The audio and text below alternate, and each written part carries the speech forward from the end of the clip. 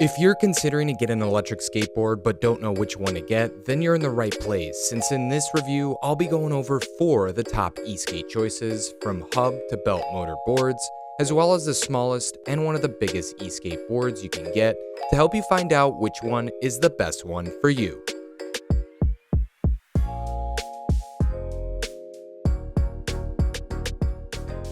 What's up everyone, and welcome back to Tech Up. As someone who's really into e-skating, I wanted to go over pretty much all the categories or choices of e-skate boards you can get and let you know which one might be the best one for you. Obviously, there's a bunch of different brands out there, but throughout this video, I'll pretty much be covering most of the top choices. I'll go over the design and features, as well as the specs and performance of each board throughout the video, and conclude with what I think about each one to give you a good idea on which board to get. First and foremost, to start things off, let's go over the types of boards out there. So nowadays, there's a bunch of options starting from short boards to self-balancing and long electric skateboards, as well as off-road boards. And in between all of that, you get options for hub and belt motors. So there's a lot to dissect, and it's best to start from the smallest boards first before going over the bigger options. And the first one I'll be going over is a short board from a brand known for making budget-friendly electric skateboards, and that's Meepo. This is their Mini 3S, now known as the Atom, and if you're looking for something compact that you can easily grab and take with you on the go and enjoy cruising around town at a fast pace, then this 18.5-pound, 30-inch Canadian maple deck with two 540-watt hub motor wheels will certainly be a board you'd want to pick up for that. The 5th generation shredder trucks with double barrel bushings offer great stability with the 100A bushings that come on the board, but Meepo also gives you softer 92A bushings that you can swap on for more flexibility, and easier turning but less stability than the 100A bushings. As for the specs on this Mini 3S, the range at best can give you 17 miles, but that's if you're 165 pounds. And since I'm over that, I got a little over 16 miles on it when riding it for some time now. The top speed is rated for 29 miles per hour, and that will also depend on your weight, but I certainly got well over 26 on the highest speed setting.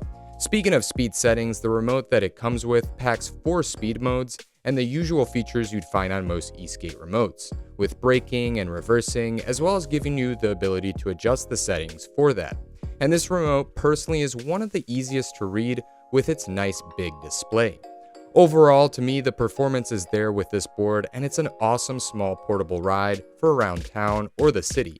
But considering the board is really small, it will be a little more sensitive or responsive to turns compared to the much bigger boards.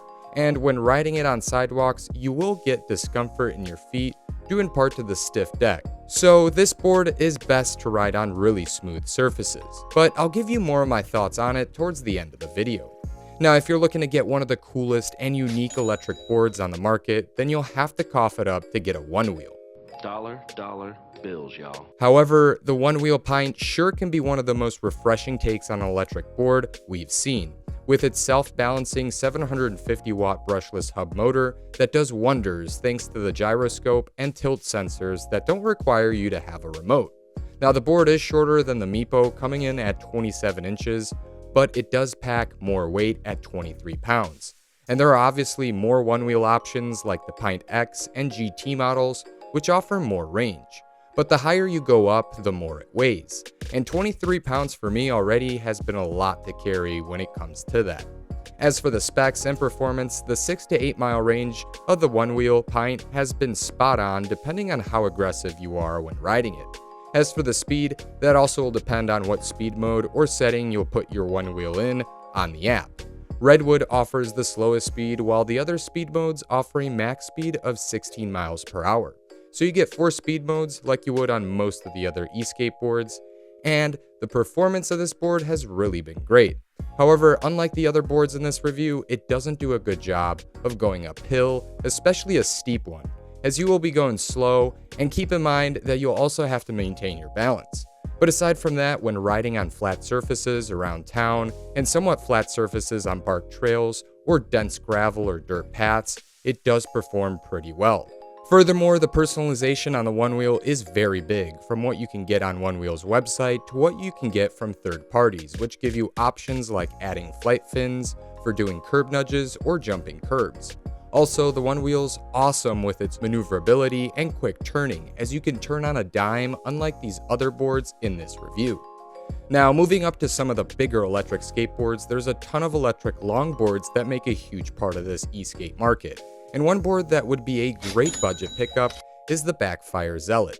Now, the brand does have newer versions of this board with better specs, but if you're getting into e-skating for the first time and you're looking for a decent priced board, just like what Meepo offers with their Mini 3S, then this is a great board to get and start riding on. Anyways, it packs two 750 watt belt motors with a 39-inch flexible bamboo deck. And with it being a bamboo deck, it's really lightweight, making the board only weigh over 17 pounds. It also comes with 96mm stock street wheels, which can be upgraded up to 105mm wheels. So the cloud wheels on this board right now is the way to go for a more comfortable ride. Moreover, it features ambient lights at the bottom of the deck that don't get that bright but offer some nice underglow when riding it. Furthermore, it will come with front caliber 2 trucks, and the bushings on it are 89A bushings, which do offer great flexibility. As for the specs and performance on the Zealot, the range can vary just like with any of these boards up until this point. And for this board, the range has varied from 18 to 22 miles, and the top speed on it will go well over 28 miles per hour. But weight will also be a factor in that. Now, when going over the usability and performance of this board, the deck is different compared to stiffer decks on these other boards in this video, but the ride really feels great even with reverse kingpin trucks. The bamboo deck does a nice job of absorbing the bumps on sidewalks with the bigger wheels, especially with cloud wheels, as it helps even more. Now, turning on this deck is standard, maybe not as quick to turn like a Meepo Mini 3S or a Onewheel, but it's still easy. One downside though with this flexi deck is that it will be more wobbly at higher speeds, so it's best to keep everything tightened. As for the remote, the Backfire R3 certainly offers a nice grip with a hole for the index finger. Moreover, the remote as well as the board offer 3 speed modes, including Eco, Sport, and Turbo. Now, one thing that stands out on this remote is that it has a slider for going forwards and backwards, but if it's accidentally adjusted during the ride, the board won't randomly stop on you, but it will need to be adjusted once you get to a full stop. Lastly, the screen is an OLED display, and it's clearly really small compared to the rest of the remotes on the boards I'm reviewing, but it's still crystal clear to read. Alrighty, last but not least, if you're looking for a well-rounded off-road electric skateboard, then the Propel Endeavor series of boards are certainly going to be the ones to look at or get, with their 8-inch all-terrain tires, 6374 belt motors, 44-inch maple deck with an independent suspension system, including the 50mm coilover shocks. And these coilover shocks definitely make a huge difference when riding a longboard over various terrain like grass, dirt, or gravel. On top of that, the board does offer the capability for different bushings, and depending on which board you get from Propel, you'll have the ability to change them up. By the way, I did do a review on the first Endeavor and compared it to their newer Endeavor 2S, so if you want a more in-depth review on those, go check that video out right up here.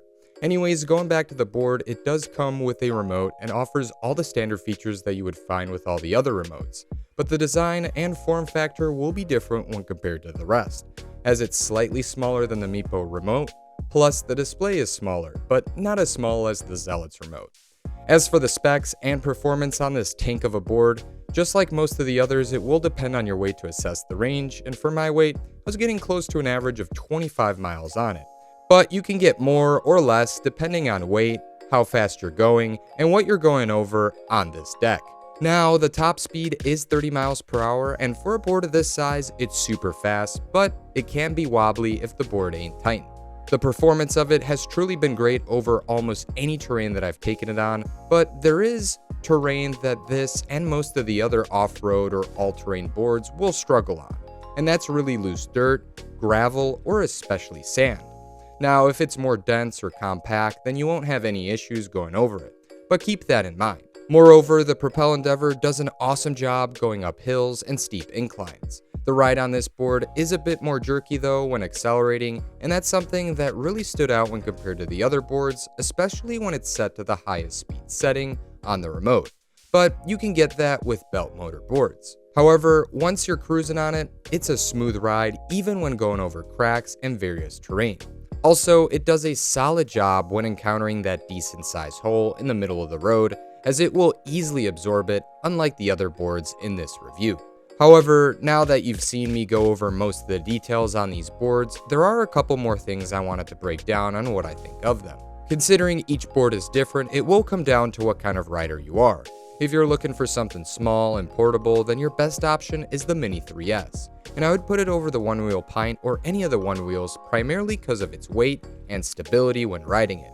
4 wheels are generally more stable than 1 in my opinion, but if you desire for something totally different from the usual 4-wheel skateboard, then the Onewheel is a blast. It's really become an adventure-packed and fun electric board that people just love doing tricks on or taking it off-road. It's a sweet ride that you can easily hop on and control when you get the hang of it. But total control does depend on the gyroscope with its sensors, and I have to say I do have trust issues with it with how it acts. But the key for it to work really well without it being a problem is correct foot placement. And if you don't put your feet in the right spot on the board, it could nosedive when you adjust your feet while riding it, and you could get pretty banged up. As for the other 2 boards, the Backfire would certainly be a great beginner electric longboard, and it packs everything that you'd want with a nice flexible deck. And you can easily swap out the stock wheels with various other street or cloud wheels, which is a plus, especially when you go over cracks and various terrain from time to time. As for the Propel Endeavor, if you're looking to take a board off-road, over trails, compact dirt paths, and grass constantly, then this thing is the best for it. But FYI, it does eat a lot of grass. Also, another big downside with it is the turn radius, as it's a much bigger board compared to the Meepo, Onewheel, and Backfire. So making those quick sharp turns can be a struggle, and you can't really swap out the wheels on it for something smaller due to the suspension. But it's quite the board and offers an amazing smooth ride. Anyways, I hope I gave you a better idea on which category of boards or board to get in this video. Personally, it's hard to say this board is the best one over the other, as it all depends on your style and what rider you are. I'm the type of person that loves going off-road and having a comfortable ride most of the time when e-skating, and the Propel Endeavor is the right fit for me. However, it's really big and not that portable. But there are times where I do want to bring something small and compact, and the Meepo Mini 3S is a great choice for that thanks to its size and weight, especially considering it's a hub motor board. So when it dies, I can still ride it like a regular skateboard, which you wouldn't get out of the other boards in this video. But the trade-off with it is that it's not as comfortable as the Propel or Onewheel out of the box, since the stock wheels are rough over sidewalks and cracks, so I definitely see myself upgrading to some donut cloud wheels pretty soon. Now, in the end, these 2 seem the best in my opinion, because I like something small and portable that I can use from time to time to get around, and something big when I want to adventure out for a long ride. Anyways, I could go deeper into more pros and cons for all these boards, but wanted to point out the obvious and main things out there without making this video too long. However, which board would you plan on getting? Let me know in the comments below, and if you enjoyed this video, smash that like button and hit that subscribe button for more of these types of reviews. As always guys, thanks for tuning in, and I hope to see you back here for another video.